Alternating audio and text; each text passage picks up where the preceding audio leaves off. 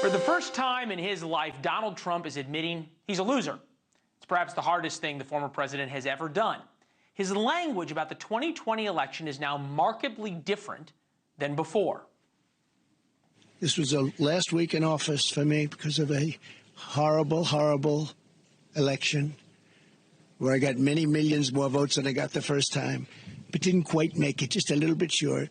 We got the most votes of anybody, of any sitting president in history, and he beat us by a whisker.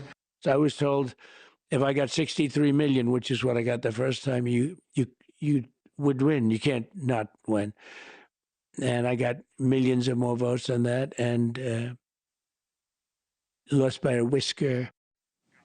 Evidently, Trump's aides finally convinced him that swing voters don't like sore losers, or those who claim they won when they did not. But what Trump's doing for political gain, it's the only way to look at it, could cost him a felony conviction if he loses the election. In fact, today, the irony, special counsel Jack Smith filed new documents in the January 6th election case against Trump.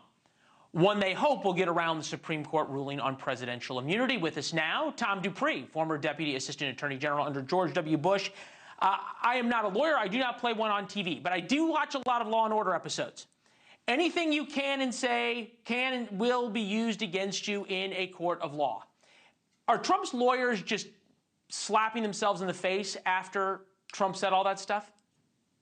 Well, they probably are, Leland, but, you know, to be honest, I'm sure they slap themselves in the face on a daily basis because he often makes statements that may serve political interests, but the lawyers who represent him say, oh, my God, you're torpedoing our defense. And look, to your point, I think you're absolutely right. It was probably politically smart for Trump to admit he lost the election, but legally that sure could have consequences, right? Because the whole thrust of Jack Smith's indictment is that Trump was trying to defraud and to cheat and to steal an election he didn't win. And if he's now admitting, well, maybe he actually knew all along he had really lost, well, and he's not really, you know, defending the accuracy of the vote. He really was trying to steal something. So there could sure well be legal consequences to this.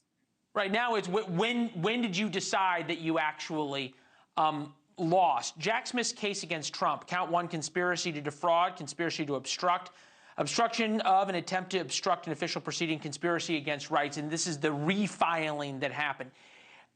We understand part of the judge's ruling today is that there is going to be evidence released before the election, which is something Jack Smith wanted. Why the Department of Justice wants evidence released before an election when they say they're not political, I guess is suspect now, but what might we learn?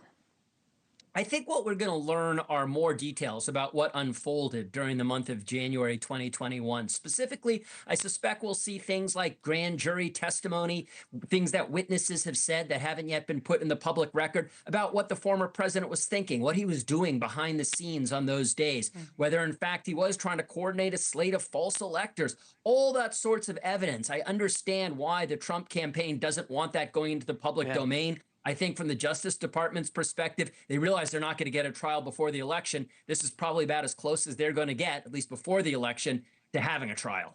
What happened to all those rules, though, about the Justice Department not wanting to do anything up close to an election because they are completely nonpartisan and only professionals and non-political in every way?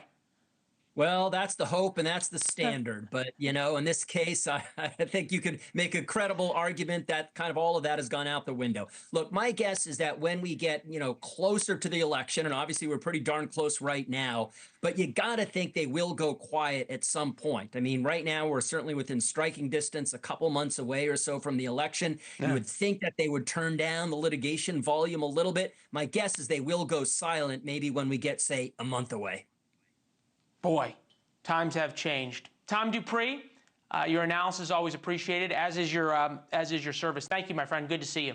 Thanks for watching. Go to joinnn.com to find NewsNation on your television provider.